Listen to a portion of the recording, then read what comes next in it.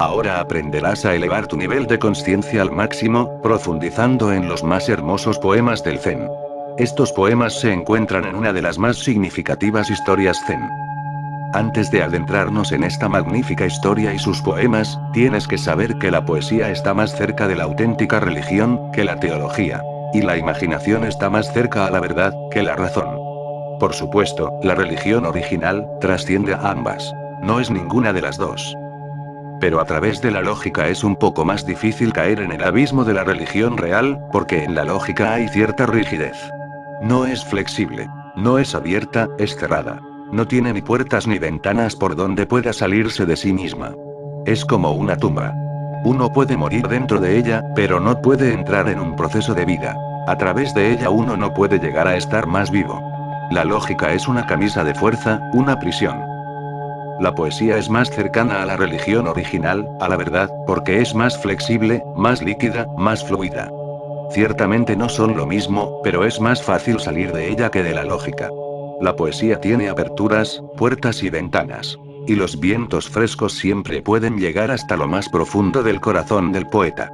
La poesía no es rígida. De ella te puedes salir, si quieres. No se apegará a ti.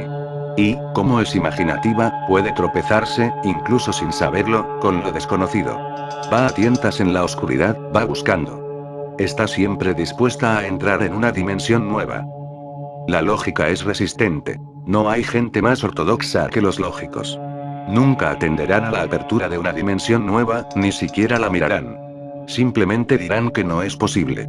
Todo lo que es posible, piensan ellos, ya se conoce. Todo lo que puede ocurrir, ya ha ocurrido. Todo lo desconocido les resulta sospechoso. El corazón del poeta siempre está embelesado por lo desconocido. Va a tientas en la oscuridad buscando algo nuevo, algo original, algo que no haya sido saboreado antes, algo que no se haya vivido, que no se haya experimentado. Y algunas veces, accidentalmente, puede tropezarse con lo desconocido, puede caer en el abismo de la auténtica religión. La poesía es metafórica, se alimenta de metáforas. El lenguaje de la religión real es igual. Está claro que, cuando una metáfora es utilizada de una forma poética, su significado es diferente a cuando es utilizada de una forma religiosa. Pero ambas utilizan metáforas. Tienen un punto en común. Los significados pueden definir, pero sus métodos son de la misma familia. Parecen gemelas. La diferencia en el fondo es enorme, pero por lo menos en la forma, en la superficie, la poesía se parece más a la religión real, que a la lógica. Por esta similitud del lenguaje de la religión original, siempre se ha parecido al de los poetas. Los poetas del Zen han escrito poemas, haikus, preciosos. Tan condensados que en ellos un mundo poético enorme se vuelve como una semilla. Algunas veces son muy simples, ni siquiera puedes entender su significado inmediatamente. Pero si los analizas, si meditas en ellos, entonces, poco a poco, el pequeño haiku se va convirtiendo en una puerta. Hace unos días leí el famoso haiku del poeta Paso. Es muy pequeño, pero cuando meditas en él, de repente se abre una puerta. El haiku es el siguiente. Un viejo charco. Una rana salta. Sonido de agua.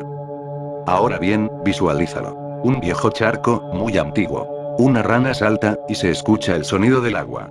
Se acabó. No hay más que decir. Toda una situación condensada.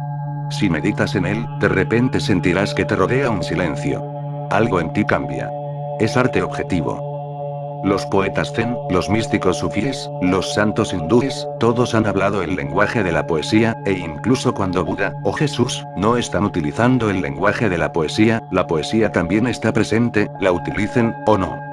Si los escuchas, sentirás que bajo sus palabras hay cierta cualidad poética. Solo es su estilo, solo es su prosa en la superficie. La forma es prosa, pero el espíritu es poesía. De hecho, alguien que está iluminado no puede hacerlo de ninguna otra forma. Si tiene que hablar en prosa, puede hacerlo. Pero no puede evitar la poesía. La poesía estará justo debajo de la superficie. Si tienes un poco de visión, lo verás. Está ahí, vibrante y viva. La religión real y la poesía utilizan el mismo lenguaje. Sus palabras difieren, pero en alguna parte, se encuentran. Y ese punto de encuentro es el tema de esta historia. Un poeta viene a ver a un maestro zen. Debe haberse tratado de un gran poeta, porque solo los mejores y más grandes poetas pueden llegar a un punto de encuentro con la mística. No todos los poetas llegan, porque el misticismo empieza donde la poesía se vuelve suprema. Donde la poesía acaba, donde culmina, donde alcanza su cima, donde se convierte en el Everest, empieza el primer escalón del templo de la mística. La poesía más elevada es el misticismo más bajo. Ese es el punto de encuentro. Así que solo los más grandes poetas pueden llegar a la altura que un maestro zen tenga que decir: hijo mío, has aprendido mucho. La historia es la siguiente. El poeta y devoto del zen, Ninagawa, deseaba convertirse en discípulo del notable maestro zen, Ikkyu.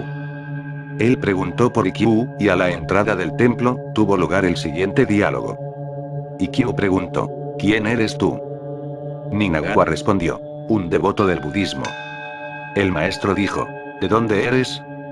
El poeta contestó: de tu región.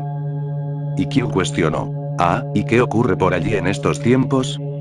El aspirante contó: los cuervos graznan, los gorriones arrullan. El sabio expresó: ¿y dónde crees que estás ahora? Ninagawa afirmó: en un campo teñido de un intenso violeta. Ikkyu interrogó: ¿por qué? El aspirante dijo: miscanthus, dondiegos, cártamos, crisantemos, ásteres. Ikkyu cuestionó: ¿y cuándo se han ido? Ninagawa expresó: es Miyajino, el campo del florecimiento otoñal. El maestro preguntó: ¿qué ocurre en ese campo? El poeta recitó: el arroyo fluye a través de él, el viento lo barre. Sorprendido por el lenguaje parecido al zen, Ikkyu lo condujo a su habitación, y le sirvió té. Entonces le recitó este verso improvisado: quiero servirte manjares. La secta zen nada puede ofrecer. A lo que el visitante expresó: la mente que me invita a la nada, es el vacío original. Manjar de manjares. Profundamente conmovido, el maestro dijo: hijo mío, has aprendido mucho. Ahora nos adentraremos en esta magnífica historia del zen. Primero que nada, los poetas más elevados, no. Cero eludir la auténtica religión. Tienen que entrar en ella, porque la poesía te conduce hasta un punto, y más allá de ese punto, está la religión real. Si continúas por el camino de la poesía, te volverás verdaderamente religioso. Solo puedes seguir siendo poeta, mientras no hayas recorrido toda la extensión de la poesía. Solo los pequeños poetas pueden quedarse en poetas. Los grandes poetas están destinados a entrar en la religión original. No podrán escapar, porque llegarán a un punto donde se acaba la poesía, y empieza la verdad. Si continúan hasta ese punto, ¿a dónde podrán ir después? En ese punto la propia poesía se convierte en religión auténtica. Uno tiene que continuar. Lo mismo les ocurre a los lógicos, a los científicos, pero de una forma diferente. Si un científico persiste, si sigue y sigue, hay un momento en el que siente que llega a un abismo. Ya no hay más carretera. Para el poeta es diferente. Hay una carretera que sigue, pero ya no es de poesía. Su carretera se convierte automáticamente en una carretera de sabiduría. Pero para los científicos, los lógicos, o los filósofos, ocurre de una forma diferente. Llegan a un abismo, y la carretera simplemente se acaba. No va más allá, no hay carretera, solo un precipicio. Obviamente, solo le puede ocurrir a los más grandes. Las mentes menores en la misma carretera nunca llegan al punto del abismo. Mueren en alguna parte de la carretera creyendo que esa carretera llega a alguna parte, porque todavía quedaba más carretera. La conversión es algo que solo le ocurre a los más grandes. En los últimos días de su vida, Albert Einstein empezó a sentir que había malgastado toda su vida. Alguien le preguntó: ¿qué te gustaría ser si volvieras a nacer otra vez? Él contestó: nunca científico. Preferiría ser fontanero antes que científico. En los últimos días empezó a pensar en Dios, en el significado supremo de la vida, en el misterio de los misterios, y dijo: cuanto más penetraba en el misterio de la existencia, más sentía que el misterio es eterno, que no tiene final, que es infinito. Cuanto más sabía, menos seguro me sentía de mis conocimientos. El misterio es inmenso, no puede ser agotado. Ese es un concepto de Dios. Lo misterioso, lo inmenso, aquello que no puede ser agotado. Tú puedes saber más y más, y aún así, Él se mantiene desconocido. Entras en Él, más y más, y aún así, te sigues moviendo en los alrededores. Sigues cayendo en Él, pero no tiene fondo. No puedes llegar nunca al centro exacto del misterio. Nunca llega el momento en el que puedes decir: lo sé todo. Excepto los tontos, nadie más se atrevería a decirlo. Un hombre sabio empieza a sentirse cada vez más ignorante, solo los tontos recogen unas cuantas cosas de aquí y allá, y empiezan a pensar que saben. Solos los tontos son sabedores, reivindicadores del conocimiento. Incluso en la búsqueda científica, llega el momento en el que la carretera no conduce a ninguna parte. Entonces, de repente, hay un salto. Un poeta puede entrar en la religión real, sin tener que dar un salto, simplemente se puede deslizar, las carreteras están enlazadas. Pero un científico tiene que dar un salto. Un cambio de dirección total, 360 grados. Tiene que darse la vuelta por completo. Sin embargo, un poeta puede simplemente deslizarse, como una serpiente deslizándose de su antigua piel. Por eso, la poesía está más cerca de la auténtica religión. Recuerda, si la poesía no te conduce a la meditación, no es poesía. Como mucho, puede ser una composición inteligente de palabras, pero sin poesía en ellas. Puede que seas un buen lingüista, un buen compositor, un buen gramático, alguien que conoce todas las reglas de cómo escribir poesía, pero no es un poeta. Porque la poesía en lo más profundo es meditativa. Un poeta no es un compositor. Un poeta es un visionario. Él no compone, la poesía se le ocurre en ciertos momentos. Esos momentos son de meditación. De hecho, la poesía aparece cuando el poeta no es. Cuando el poeta está completamente ausente, de repente lo llena algo desconocido, algo que no esperaba. De repente entra en él algo de lo desconocido, una brisa fresca entra en su casa. Entonces él traduce esa brisa fresca al lenguaje. No es un compositor, es un traductor. Un poeta es un traductor. Dentro de su ser ocurre algo, y él lo traduce al lenguaje, lo pone en palabras. Algo sin palabras se remueve por dentro. Algo que se parece más a un sentimiento, que a un pensamiento. Algo que tiene que ver más con el corazón, que con la cabeza. El poeta es muy valiente. Para vivir con el corazón se necesita un gran coraje. La palabra coraje, es muy interesante. Viene de la raíz latina, cor, que significa corazón. En realidad, tener coraje significa vivir con el corazón.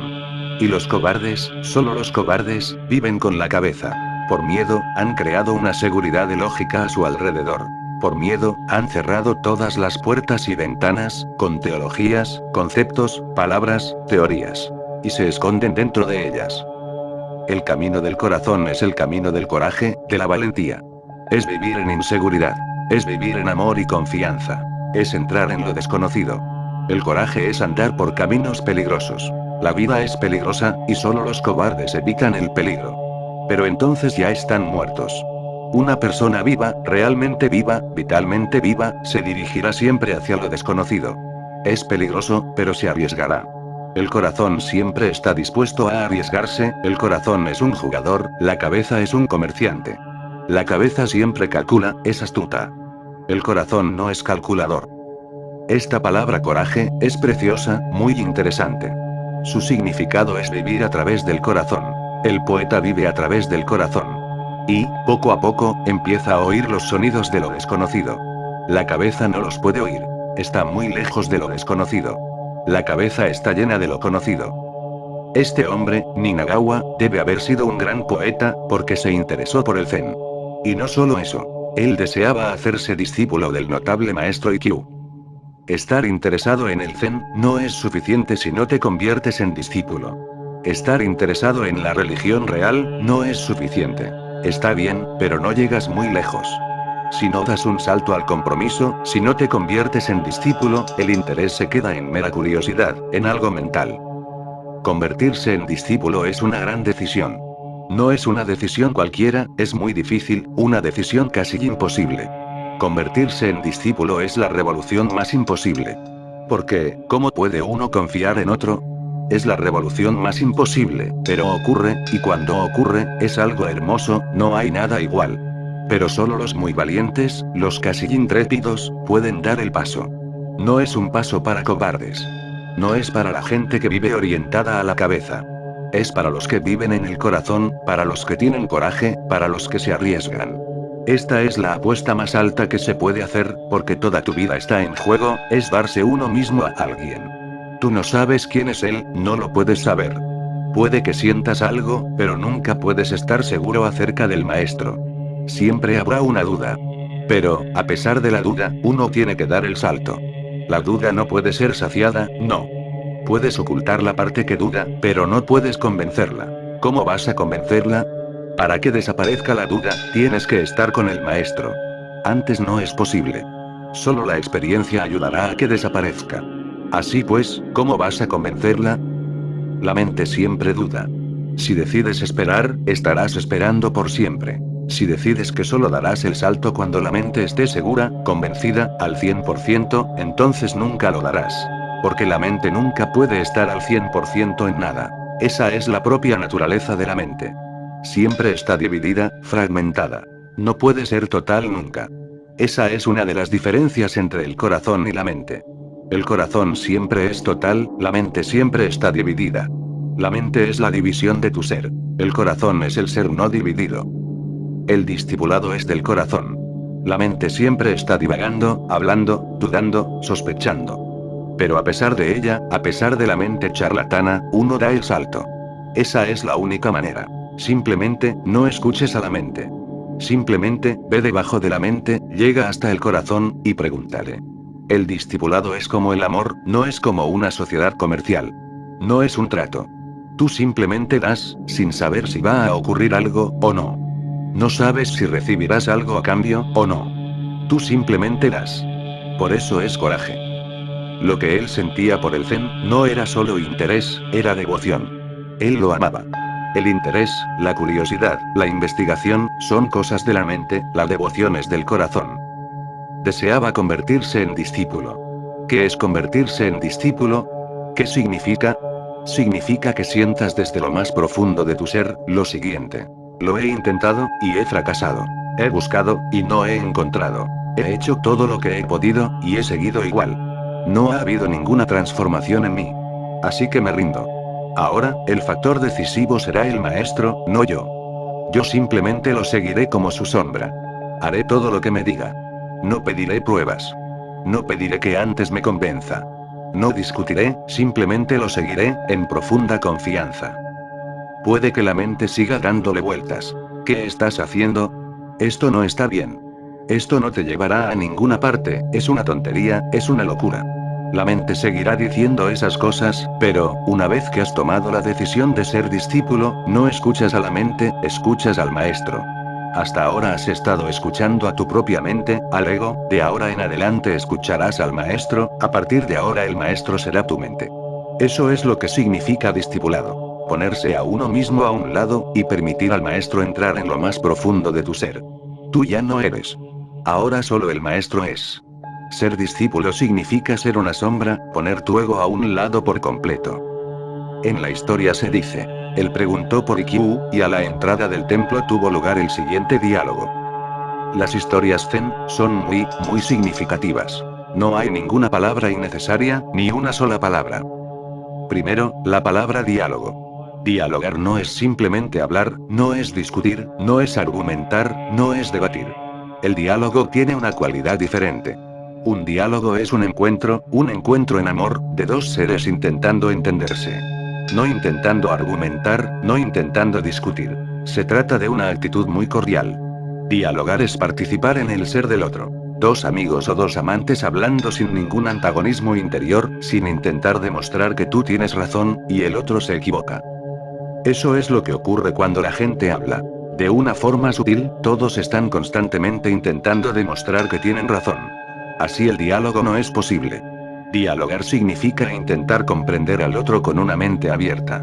El diálogo es un fenómeno raro y hermoso, ya que por medio del diálogo, ambas partes se enriquecen. De hecho, cuando tú hablas, puede ser una discusión, una lucha verbal en la que ambos intentan demostrar que tienen razón, y que el otro está equivocado. O bien un diálogo, lo cual es diferente. Dialogar no es definirse uno en contra del otro, sino darse la mano, ir juntos hacia la verdad, ayudarse el uno al otro a encontrar el camino. Es unidad, es cooperación, es un esfuerzo armonioso para encontrar la verdad. No es de ninguna manera una lucha, en absoluto. Es una amistad, es ir juntos en busca de la verdad, es ayudarse el uno al otro a encontrar la verdad. Nadie tiene la verdad todavía, pero cuando dos personas empiezan a buscar, a investigar acerca de la verdad juntas, por medio del diálogo, ambas se enriquecen. Y cuando se encuentra, la verdad no es ni mía ni tuya. Cuando se encuentra, la verdad es más grande que los dos que han participado en la búsqueda, es más elevada que ambos, los abarca a ambos. Y ambos se enriquecen. El diálogo es el comienzo entre un maestro y un discípulo. Y debe ocurrir a la entrada, no hay otra forma de entrar en el templo. De ahí las palabras, a la entrada. Tiene que ocurrir en la puerta. Lo primero es el diálogo. Si este no ocurre, entonces no hay ninguna posibilidad de discipulado. Entonces si Q hubiera dicho adiós, en la misma entrada, porque no hubiera sido necesario invitar a la persona al templo, no hubiera tenido ningún sentido. Así que, sentados a la entrada, en los escalones, ocurrió este diálogo. Y Q intentaba sentir al hombre. Tenía que sentir al hombre, la potencialidad, la posibilidad, la actitud. La profundidad de su búsqueda. La profundidad de su necesidad de la búsqueda, si era simplemente una curiosidad, si realmente era un devoto, o simplemente un filósofo. Y Q estaba intentando sentir su ser, y Ninagawa se lo permitió, colaboró con él. No se asustó, no intentó defenderse, no intentó aparentar ser algo que no era. Le abrió su corazón de par en par a ese hombre. Le permitió a ese hombre entrar en él, sentir, porque así es como un maestro se da cuenta de si has aparecido accidentalmente, o realmente has venido. La visita puede ser casual. Alguien te había hablado de él, y pasabas por allí, y pensaste. Muy bien, tengo tiempo. Vayamos y veamos quién es este maestro. Si es casual, entonces lo mejor es acabar la relación a la entrada, porque no llegará a ninguna parte. Si tu mente es argumentativa, si tu mente está demasiado llena de sus propias ideas, entonces quizá pueda ser un estudiante, pero no un discípulo. Y un maestro no es un profesor, no busca estudiantes, no dirige una escuela. Está creando un templo de corazón, está construyendo una capilla. Está trayendo a la tierra un fenómeno santo, sagrado. Y Q tenía que sentirlo, y lo sintió muy profundamente, y el hombre demostró su valía, era auténtico. No reaccionó, respondió al maestro, y a todo lo que el maestro preguntaba, daba respuestas totales. Esas respuestas son hermosas. La historia continúa. Y Q preguntó, ¿quién eres tú? Básicamente esa va a ser toda la búsqueda. ¿Quién soy? Esa es la pregunta que origina toda la auténtica religión. Si tú ya sabes quién eres, entonces no hace falta molestarse. O si por ignorancia te identificas con el nombre y la forma, si te identificas demasiado, si estás demasiado lleno de tu nombre y forma, en ese caso tampoco estás lo suficiente maduro para que te acepte un maestro como IQ. Tienes que ir a un maestro menor, en realidad, a un profesor que te enseñe que tú no eres ni el nombre, ni la forma, ni el cuerpo. Y a crear un suelo filosófico, en el cual el maestro pueda sembrar la semilla. Lo que tienes que hacer, es ir a algún profesor. Por eso lo primero que Ikkyu preguntó, fue, ¿quién eres tú? Ninagawa respondió, un devoto del budismo. Una actitud muy humilde, no presume. Él no dice su nombre, no dice, yo soy Ninagawa, ¿es que no lo sabes? ¿No has oído hablar del poeta más famoso del país? ¿No lees los periódicos? Vaya tontería que estás preguntando. Todo el mundo en el país lo sabe, hasta el emperador. Recuerda, los poetas comunes, son gente con mucho ego. Los poetas, los escritores, los novelistas corrientes, todos ellos tienen un ego muy cristalizado. No hay gente con más ego que los literatos ordinarios. Con ellos es muy difícil mantener un diálogo. Ellos creen que ya saben. Ellos pueden enseñar, pero a ellos no se les puede enseñar. Solo porque pueden escribir unas líneas, un artículo, o una novela, o una historia, se creen alguien. Pero, en realidad, un verdadero poeta no tiene ego. Si un poeta tiene un ego muy cristalizado, no es en absoluto un poeta. Porque no ha aprendido nada de su poesía, ni siquiera ha aprendido la verdad básica. La poesía solo desciende cuando tú no eres. Así que puede que esté componiendo, puede que esté haciendo algo. Puede conocer la técnica de la poesía, puede ser un técnico, pero no un poeta. Puede que sea capaz de componer palabras hermosas, con ritmo, siguiendo todas las reglas, puede ser técnicamente perfecto. Pero no es un poeta. Puede ser listo, técnicamente correcto, pero en el fondo, mientras haya ego, no sabrá qué es la poesía, porque la poesía es algo que solo ocurre cuando tú no eres.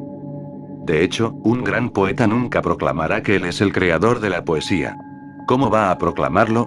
Él no estaba allí cuando ocurrió. Cuando Coleridge, uno de los más grandes poetas, murió, dejó casi 40.000 piezas incompletas. Empezaba un poema, escribía 3 versos, y luego lo dejaba. Pasaban los años, y de repente un día añadía 2 versos más, y luego lo volvía a dejar.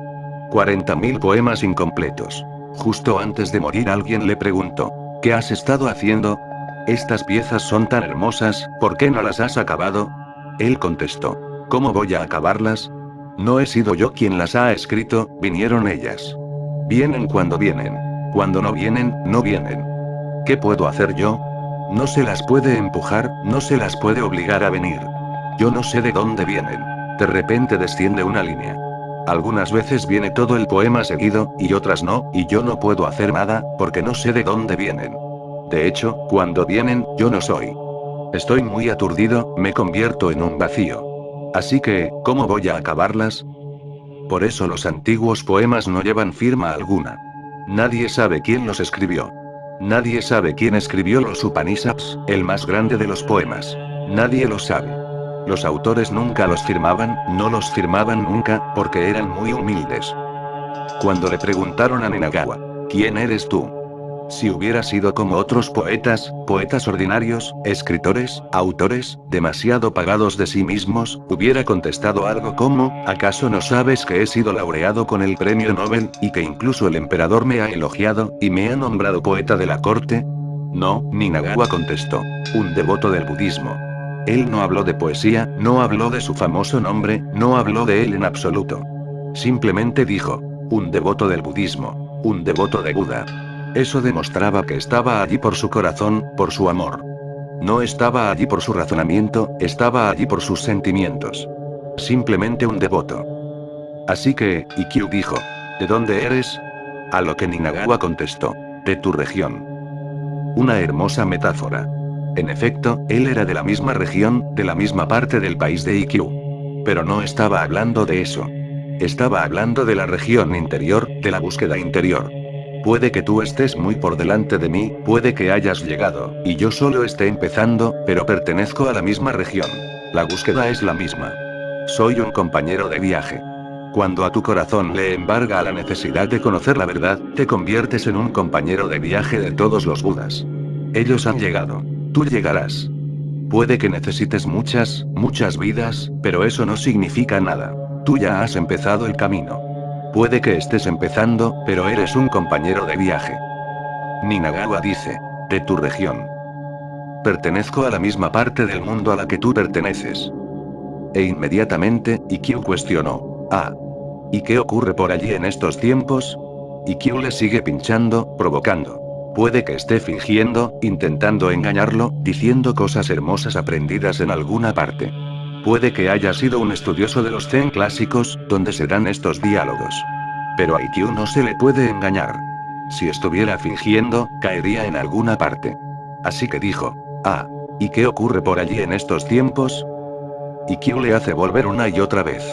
Él entiende lo que está diciendo Ninagawa, a lo que se refiere cuando dice, de tu región, pero de momento no lo acepta. Así que le pregunta: ¿qué está ocurriendo por allí en estos tiempos? ¿Quién es el presidente ahora? ¿Qué esposa se ha ido con otro? ¿Algún rumor, algún chisme?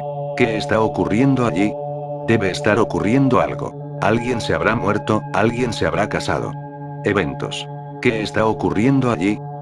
Y Ninagawa contó: los cuervos graznan, los gorriones arrullan. Los presidentes, los primeros ministros, la política, el mercado, la economía, las guerras, no son la verdadera historia. Solo son accidentes. Ocurren en los alrededores. No forman parte de la eternidad, ocurren en el tiempo. Para los que saben, la única noticia es lo eterno, y para los que no saben, la única noticia es lo accidental. Y Ninagawa contó: los cuervos graznan, los gorriones arrullan. Esa es la eterna noticia, lo que siempre ha estado ocurriendo, y sigue ocurriendo. Verano e invierno, las nubes vienen y van, la naturaleza fluye. Eso es la eternidad. El sol sale por la mañana, y se pone por la tarde. Y por la noche hay estrellas con su música sutil. Eso es todo. Esa es la verdadera noticia. Al cuervo no le importa quién es el nuevo presidente, y el gorrión no pone ni una pizca de atención al mundo de los eventos. Solo el hombre está lleno de esa porquería. Henry Ford dijo: la historia es un absurdo. Es extraño que algo así venga de un hombre tan rico, pero es verdad. ¿Qué importa quién gobierne? Lo eterno se mueve sin darse cuenta siquiera de que esas cosas están ocurriendo.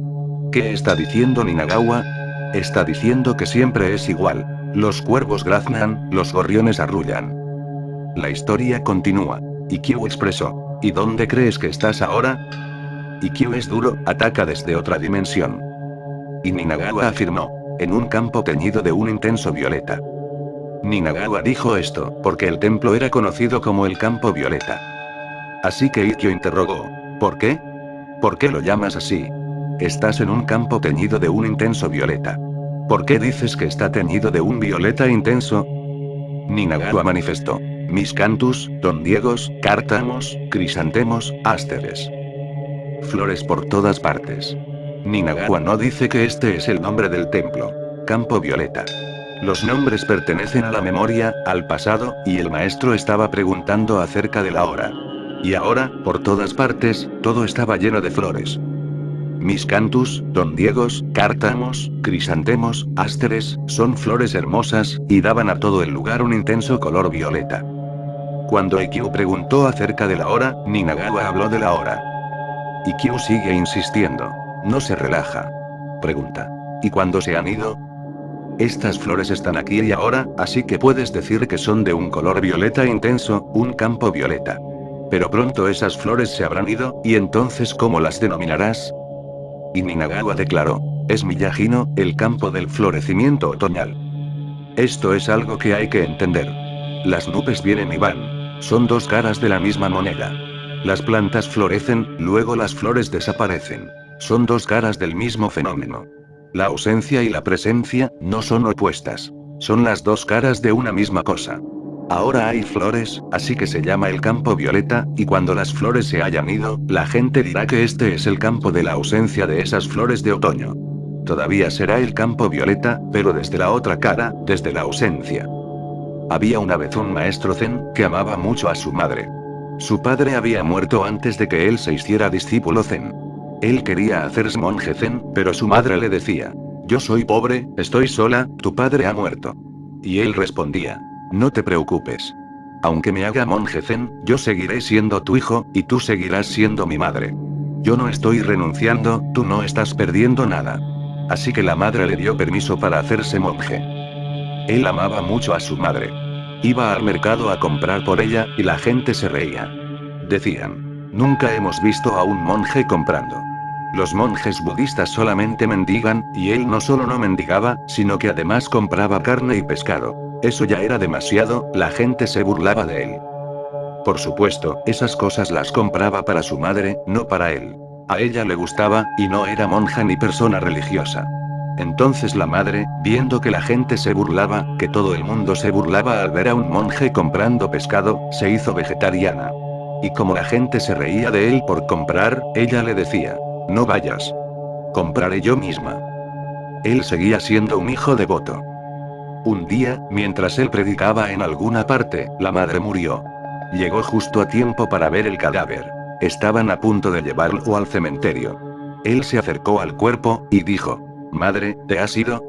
Y él mismo respondió, sí, hijo, he dejado el cuerpo. Entonces él dijo, no te preocupes demasiado, porque pronto yo también abandonaré el cuerpo. Entonces él se respondió, bien, te esperaré. Y luego le dijo a la gente, me he despedido de mi madre. El diálogo ha terminado. El funeral ha terminado. Ya os podéis llevar el cuerpo. Como no entendían lo que estaba pasando, alguien preguntó, ¿qué ocurre? ¿Con quién estabas hablando? Él contestó, con la ausencia de mi madre, porque ese es el otro aspecto de su ser. Volvieron a preguntar, ¿pero por qué contestabas? Él replicó, porque ella no podía hacerlo, así que tenía que hacerlo yo. Una ausencia no puede contestar, así que yo tenía que contestar por ella. Pero ella está ahí, igual que estaba antes, solo que ahora está en su aspecto ausente. Así que cuando Ikkyu preguntó, ¿y cuándo se han ido? Ninagawa contestó, es Miyajino, el campo del florecimiento otoñal. Es el mismo campo, pero en su aspecto ausente. Manifiesto, y no manifiesto, ser y no ser, vida y muerte, con dos aspectos del mismo fenómeno. No hay nada que elegir, los que eligen son estúpidos, y caen en el sufrimiento innecesariamente. Ahora sorprendido, Ikkyu hace la última pregunta. ¿Qué ocurre en ese campo? ¿Cuándo las flores se han ido? Ninagawa recitó. El arroyo fluye a través de él, el viento lo barre. Sorprendido por el lenguaje parecido al zen, Ikkyu lo condujo a su habitación, y le sirvió té. Recuerda, es parecido al zen, pero no exactamente zen. Él es un poeta, y un gran poeta de gran comprensión, pero lo más elevado de la poesía, es tan solo el comienzo del zen, el comienzo de la religión real. Él comprende, tiene cierta visión, está abierto, siente, ha ido a tientas en la oscuridad, y tiene cierta cualidad. Se ha tropezado con ella en el transcurso de su investigación. Pero no ha sido más que un destello.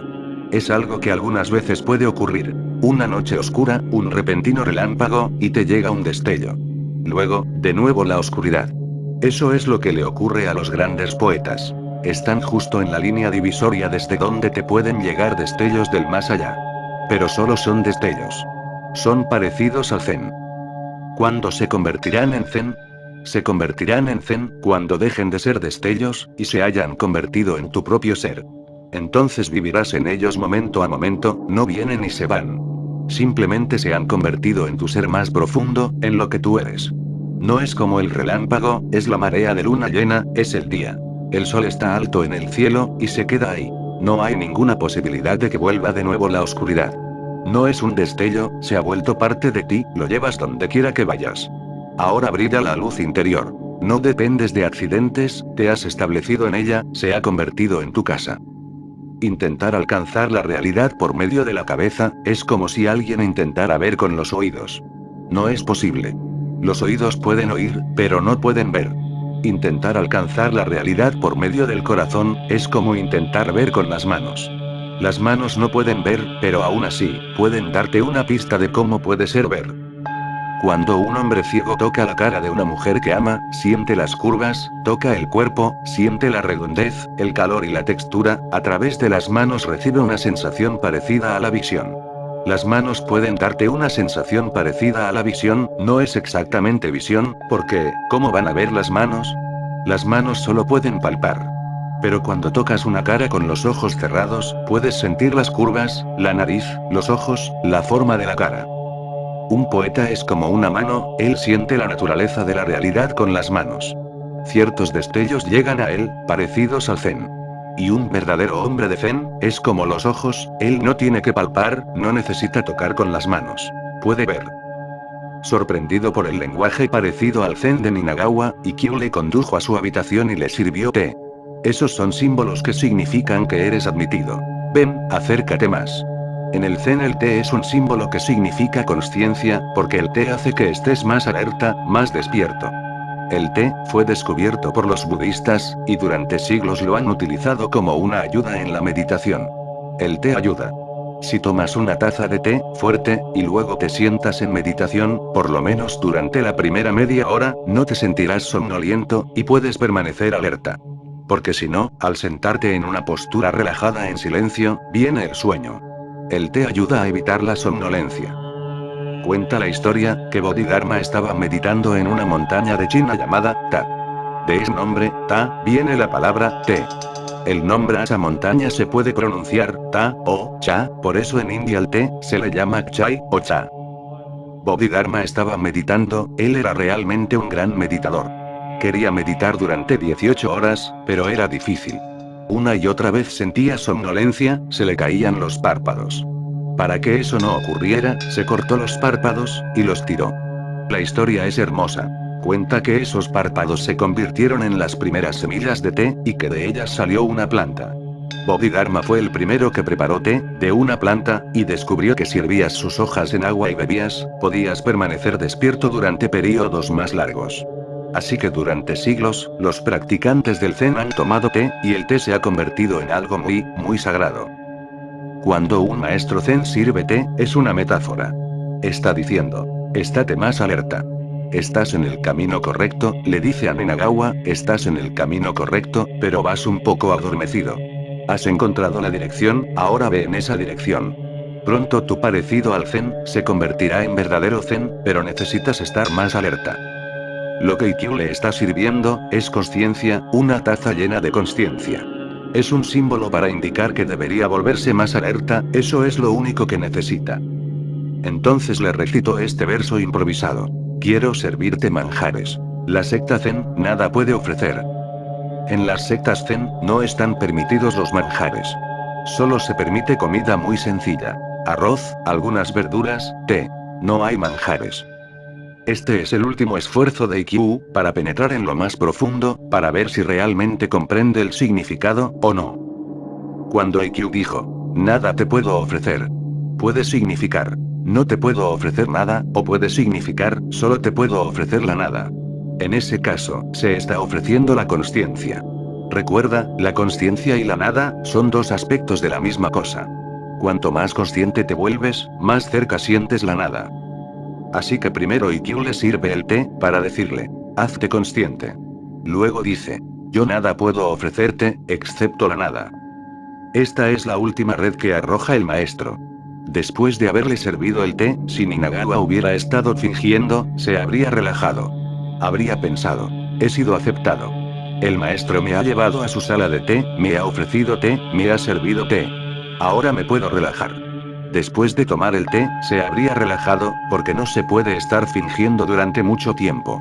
Fingir crea tal tensión, que luego uno tiene que relajarse. Y cuando el maestro te ha ofrecido y servido té, ya no hay necesidad de fingir, ya se ha acabado todo. Así que era la última trampa. Ninagawa contestó. La mente que me invita a la nada, es el vacío original. Manjar de manjares. Su comprensión realmente era parecida al Zen, él no era un mero poeta. Había experimentado algo de la verdadera poesía de la existencia. Pudo comprender inmediatamente. Pudo ser inmediato y responder. Dijo. Nada es el manjar de manjares. No se puede ofrecer más. Es el manjar supremo, el supremo sabor de la propia existencia. Es como si saborearas al propio Dios. El manjar de manjares. La historia finaliza. Profundamente conmovido, el maestro dijo, hijo mío, has aprendido mucho. Este aprendizaje no es conocimiento. En el Zen hay una gran diferencia entre aprendizaje y conocimiento. Déjame que te explique. El conocimiento es prestado. El aprendizaje es tuyo. El conocimiento se adquiere a través de las palabras, el lenguaje, los conceptos. El aprendizaje se adquiere a través de la experiencia. El conocimiento siempre se acaba. Ya lo sabes, así que ya está. El aprendizaje es un proceso. Uno sigue aprendiendo hasta el último momento. El conocimiento llega hasta un punto donde se para, y se convierte en ego. El aprendizaje no se para nunca, se mantiene humilde. El conocimiento es prestado. A un maestro no lo puedes engañar con tu conocimiento, porque tus palabras serán superficiales. En el fondo, tu ser se mostrará. Tus palabras no pueden ocultarte. Para un maestro tus palabras son transparentes. Por mucho que intentes demostrar lo que sabes, él siempre puede ver lo que realmente hay detrás. Si este hombre hubiera sido un hombre de conocimientos, IQ lo hubiera descubierto. Pero no, él realmente era un hombre de aprendizaje. Había aprendido, no estaba fingiendo. A través de muchas experiencias en la vida, en la existencia, había aprendido mucho. Así que IQ dijo, hijo mío, has aprendido mucho. Y eso es mucho viniendo de un maestro Zen, porque los maestros Zen son muy parcos a la hora de decir esas cosas. Cuando un maestro Zen dice esas cosas, las dice de verdad. Y solo las puede decir cuando realmente es conmovido, cuando realmente siente lo auténtico. Solo entonces. Con esta historia como referente, recapacita acerca de ti mismo. ¿Tú has aprendido o has acumulado conocimiento? No reacciones con los conocimientos, reacciona.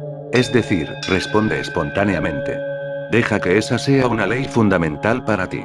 Solo así estarás cada vez más cerca de mí, y solo así, un día, podré llevarte dentro y servirte té. De no ser así, aunque estés físicamente cerca de mí, no servirá de nada. Yo tengo que servirte consciencia, tengo que darte el manjar de manjares. La nada.